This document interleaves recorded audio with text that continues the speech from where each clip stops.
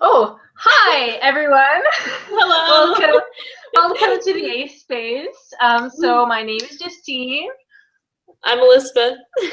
and so welcome to January's Hangout, the first one in a while.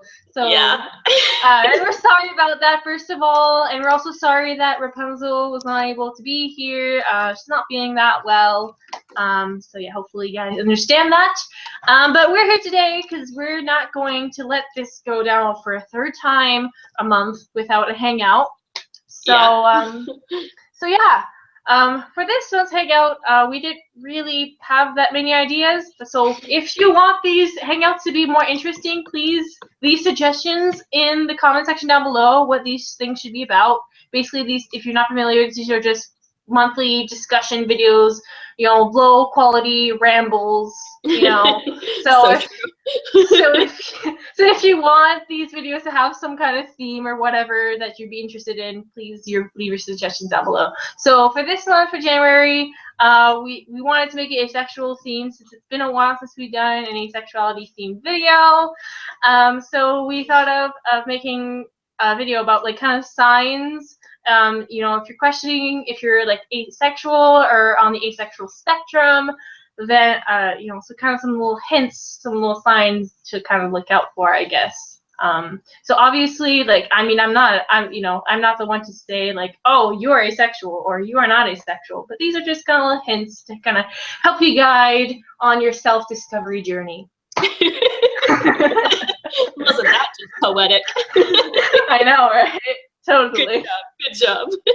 I know. I'm so good at doing these intro, man. It's been about 2 months since I've been doing them.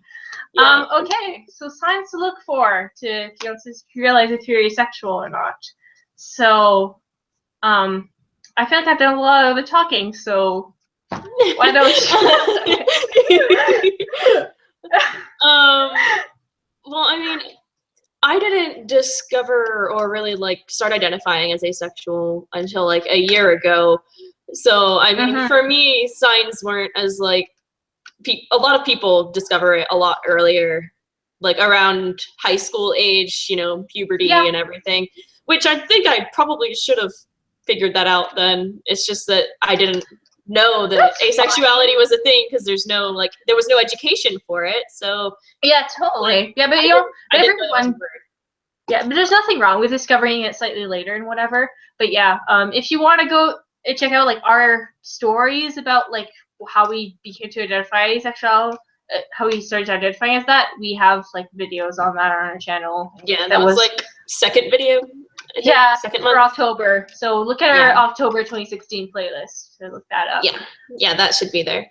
But I don't know, like I just kind of started feeling like there was something different about me that I'm just like, because I talk to a lot of people, and over the years, it's just like I've made friends, and as you get older, people start talking more about their experiences romantically and sexually, and it's just got to the point where I'm just like, okay, nothing really like interested me about anything like that. So it's just like, okay, there's something going on here. It's just like other people don't think, at least my friends, they don't think the way that I think about romance and stuff like that. So I'm just like, okay, there's something different here. There's got to be something going on. So I mean, that was like my main sign to really like show me. So sign number one, things are kind of weird and something's going on. Things are kind of weird. Something's going on. Well, no, like if you basically, what I'm trying to say, I know it's hard to explain it. It's hard. It totally is. It really is. It really is. Especially the people who don't identify as asexual. It's really, to people who do, it makes more sense. But to people who don't identify, it's just like, what is she talking about? But then again, you shouldn't rely on other people's reactions. This labeling yourself should all be about yourself and kind of coming to terms with yourself. Yeah. So I mean, basically, it's just over the years, I'm just like, I thought I was like completely normal and that everyone kind of thought the way I did, and it's just like whatever. I think that's a common thread I see in asexuals. Like but like you think you only realize maybe like when puberty kind of starts, or maybe a bit later in your case or whatever. Like you think everyone's like you, but like then you realize, oh, okay, I actually like it's maybe me that's like the wrong. That's how I felt when I was like 10 or 11 or whatever. I realized like, oh yeah, okay, so maybe like, oh, they're really frequent crushes on people. Maybe that's the norm, and I'm like the exception, and like not feeling that. So yeah, so maybe that's something to look out for, I guess, is kind of, you know, because being asexual, I mean, is not usually just like any other sexuality, being gay, being bi, being all these things. Like these are things I believe at least that you're pretty much born with, you know, or also just like being transgender or anything under the LGBT umbrella. Like it's just part of who you are, you know, and it's not it's just your normal, you know, and that's how you grow up, and then it's only by looking at others and then you're like realizing this might be something weird. It's just like you don't really notice that anything is different about you until other people start talking about what their normal is. Yeah. So it's normal is such a relative term. It's just like, oh yeah, for my normal is different than someone else's normal. It's different for everyone. So totally. It just takes a little bit of time to realize. Yeah. You know. Yeah, and also, so yeah, I think I mean, I don't know, I'm not an expert by this for any means, but like if maybe you've experienced some kind of trauma in your past, I'm not saying that people who are sexual have never lived any kind of trauma, like that's not what I'm saying, but you know, whatever that might be, and that kind of you think triggered something, and like you not wanting to be in relationships. I think in most cases that's not asexuality. It might be something else. But again, I'm not saying that people who are asexual have never experienced trauma in their lives. Obviously, it's not. And with a lot of people that have gone through trauma, it's a normal thing to not want to be with anyone, and it's completely valid and it's completely understandable. But I think it is somewhat different than people who haven't gone through trauma and are identifying as ace, because it didn't take a specific event to, you know, kind of trigger anything and like specific. Yeah, just like for any other sexuality, I think. And also I guess the easier way to approach this is kind of like how to know like if you're not experiencing like asexuality. So like another thing, like a lot of people confuse maybe what you're feeling and becoming asexual, and a lot of people confuse that with being a celibate. So like if there's some kind of religious motif, you think, I don't know, maybe you were brought up in a really religious family or something, and you think that might have to do something with like, oh, you don't want to like, you know, be sexual with someone else because of this. Again, I don't again, there's people that are asexual and are religious. Like this is just a correlation, not causation type scenario. Yeah, they're not mutually exclusive. Yeah, for sure. Know, it's just you can be ace and be celibate, but you can be ace and not celibate, or celibate and not ace. So so yeah, you know, and also obviously there's a whole confusion between sexual attraction and sexual like behavior, sexual activity. So like you know, so a person who's asexual, at least for me, like I just, you know, if you're looking at other people and like maybe you can see like they're objectively beautiful, like oh, like the way they're dressing themselves is really cool, you know, like their style or like their haircut, whatever. Like you can detect physical beauty. There's no like inward like inherent like feelings. There's no feeling. I've never looked at a person, whether I know about them or not, and told myself, hey, I'd want to bang them, you know? Yeah. I personally don't. And if that concept to you is really alienating and you just don't understand how people can feel that, maybe that's a sign that you're asexual. Yeah, I've never looked at someone and be like, I want to get in their pants. No. or like looking at, whether it's looking at them or maybe even you're having a conversation with them and you're getting to know them. Like even after that stage, you know, even if like you really know them well, like I would never, whether it's a stranger, a best friend, or whoever it might be, like I never have experienced that feeling towards another person. Yeah, I mean, I've experienced like romantic and some physical attraction to people. Like I want to be close to someone. I'd love to hold hands and cuddle and kiss. I think that's like really but not like anything else. For a lot, and also this is another thing I want to talk about, or you know, I want to address, like, you know, if for you like romantic key stuff, like, you know, so like, you know, going on dates with someone, holding hands and kissing and cuddling and stuff like that, for you that's like separate from like sexual feelings, like a lot of asexuals feel that and feel like, you know, their romantic orientation and their sexual orientation don't match. I mean, it can be the case again for people who might be like biromantic homosexual, for example. Like that can totally exist, but there's definitely a focus in the asexual community of like specifying your romantic orientation, because for many asexuals they don't match up. And so for you, like you're like, you know, for many people who are not asexual, like, you know, sexual and romantic feelings kind of come in a combo. And if for you they don't come like that, then maybe like look into it. And you're like, you know, so. I mean, it's a huge spectrum. Oh yeah, and totally. It gets super complicated the deeper you go into it. And you know, and then there comes with being gray A and demi and all the things on the spectrum.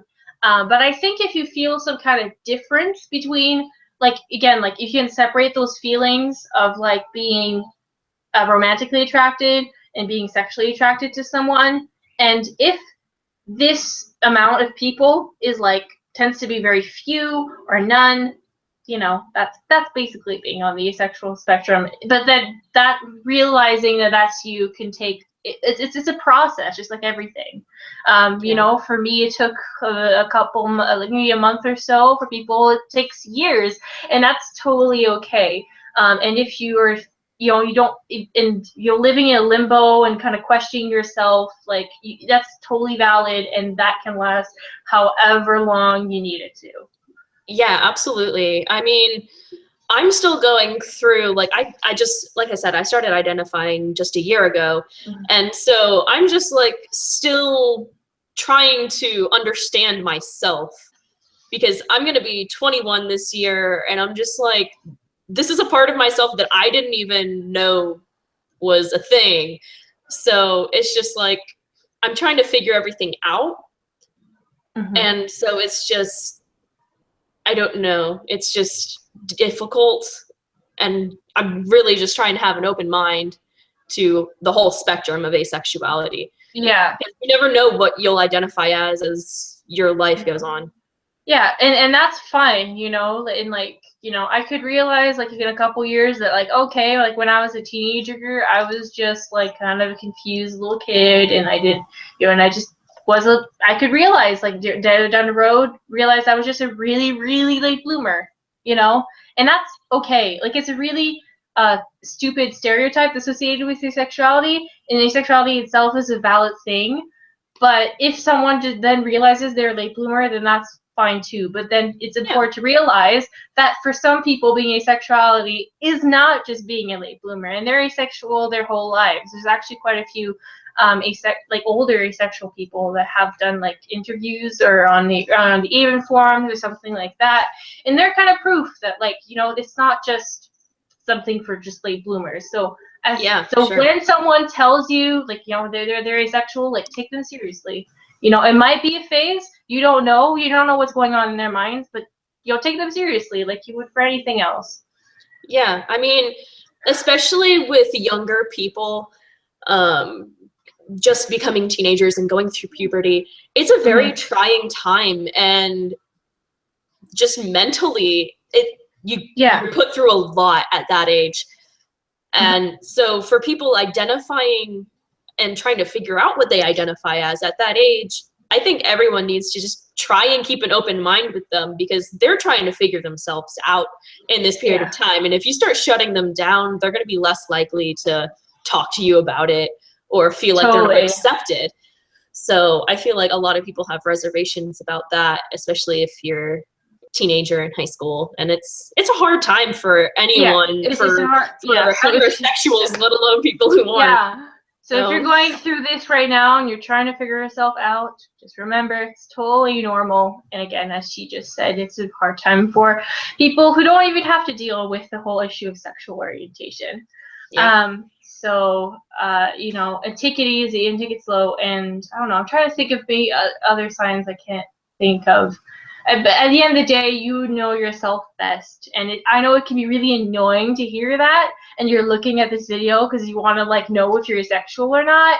And we can't give you, you know, definite answers. But that's because at the end of the day, we were the ones to discover that we are asexual. You know, I've known about this actually just around this time of year. It's been about my 2-year mark knowing that I'm asexual. You know, and by that time I was a really confused little 15-year-old girl, like, and I was just in the same place as you were, and as many people were, and that's okay. And that confusing stage can last as long as it needs to be, as we said before. And don't worry about it too much. Don't stress on finding a label too much either. You know, it can be comforting. But even then, even if you don't, you realize that, like, you've done this research and stuff, you realize that asexuality is not you. Maybe, you know, that's okay too. You know, you don't have to find a label. You just gotta find who you are and just accept that, whether that's under a label or not. I mean, I know there's a good amount of people who they don't want labels and they don't like to be labeled as anything specific, and that's completely okay. I know a lot of people find comfort in knowing there are other people like them, but don't want to identify as that, which does not make you any less valid than you already are. You just, you know, you don't want to put that as a thing that you describe yourself as, whether it's true or not.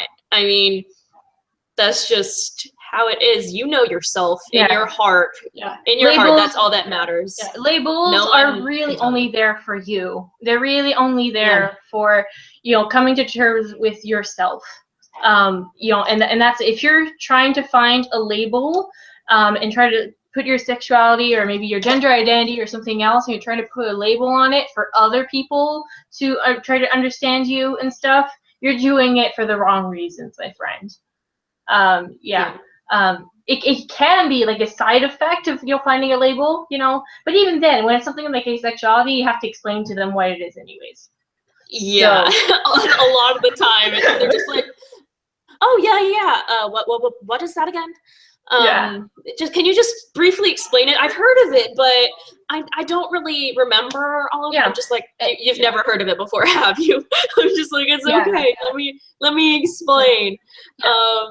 But labels truly are just for yourself to understand a part of you and to connect with this community of people who relate to you, which is hard to find, you know. It's hard to find, but once you do find it, if you do find it, it's amazing. You know, if it wasn't for identifying as asexual, me knowing Elizabeth and us knowing Rapunzel and so many other people, we would not start to know each other. We would not started to start this channel together.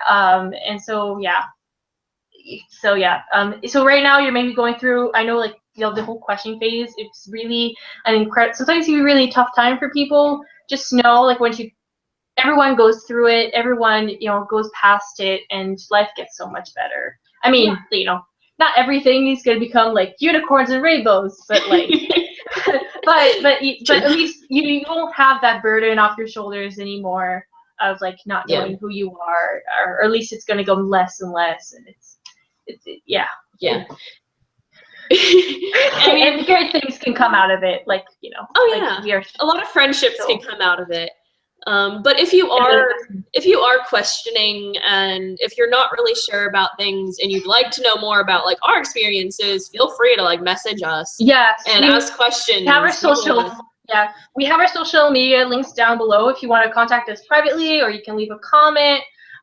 Yeah, we're always here. We always try to like reply to comments as soon as possible and check our social media. And yeah, so yeah, I mean, we're that's what always we're there here for you. We want to create like a safe space for asexuals and to feel accepted, or yeah, or like yeah, asexuals and people who are somewhere around there and somewhat identify for it, or just people who are just curious about asexuality too. Exactly. Yeah, I mean, if you're not ace and you just have questions, or you might suspect that one of your friends is ace, or they are, and you just have questions about it and don't want to ask them because you feel awkward, just ask us. We won't think it's awkward at all. Like this is what we do. So yeah.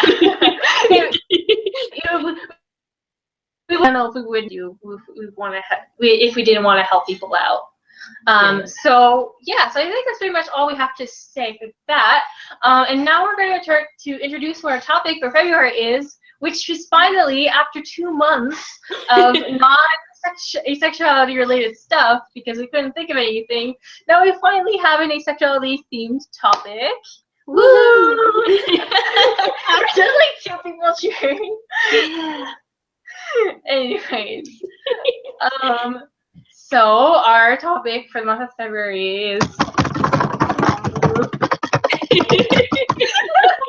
it's about relationships, and so since we found it kind of fitting, since February is the month that there's Valentine's Day and stuff, we found it kind of fitting. Valentine's Day. So we're kind of even though we're me, Elizabeth, and Rapunzel, we're all somewhere on the asexual spectrum and stuff. We sit different places on it, and also I'm on the aromantic spectrum, and and then we kind of have a very little select thing. So I think we have slightly different views on exactly what we kind of want in our relationships, and that's what we're going to be discussing on and sharing that with you guys, and kind of what we want and what we don't want in a relationship and stuff like that. Hopefully you guys will enjoy next month's videos. Fingers crossed. Hopefully. But yeah, if you have any other like monthly suggestions and stuff, again, we could always use some of your ideas. I have no idea what we're gonna do for March. But hey, we have a month to think about it. You guys have a month if you guys want us to do something. Hopefully this video was somewhat insightful for you guys. I'm pretty sure for February, I think Elizabeth is uploading first. I think. And then Rapunzel, and then me. Or it's Rapunzel, and then me, and then you. We need to talk about it. I can't remember. You're the third. I don't remember the first. I don't remember the third, but I think I'm pretty sure it's you. Yeah. Yeah, I'm pretty sure. So you guys are gonna see us throughout the month, next month. So you're gonna see Elizabeth next week, or we think so. Pretty sure. Man, we're so organized. Okay, so signing off. So if you enjoyed this video, please give it a thumbs up. If you're not subscribed to our channel already, we upload videos every single Sunday. So make sure that you subscribe to our channel if you want to, and then to make sure that you get notifications for our videos, click that little bell right next to the subscribe button. That way notifications are going to be sent to you, because for some reason subscribing is never enough on YouTube. So it's never enough. It's never enough. I don't know. I mean, I don't know why now you have to click 2 buttons instead of 1. I'm not the one who, changed this YouTube thing.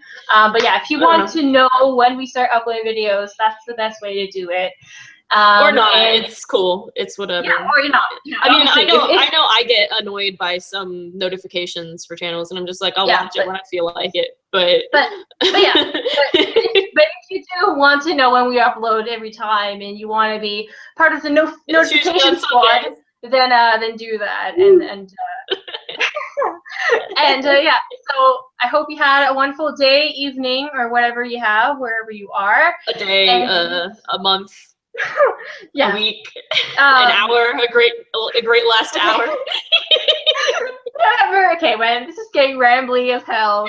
But yeah, I hope you enjoyed this nonetheless. Again, if you want any other topics for our monthly hangouts, again, leave it in the comment section down below. We want to make content that you guys will love and appreciate. We don't want to bore you guys. We really don't want to bore you guys. So if you have any hopefully your suggestions will be commented. And yeah, so we will see you next month. Yeah. See ya. Come on.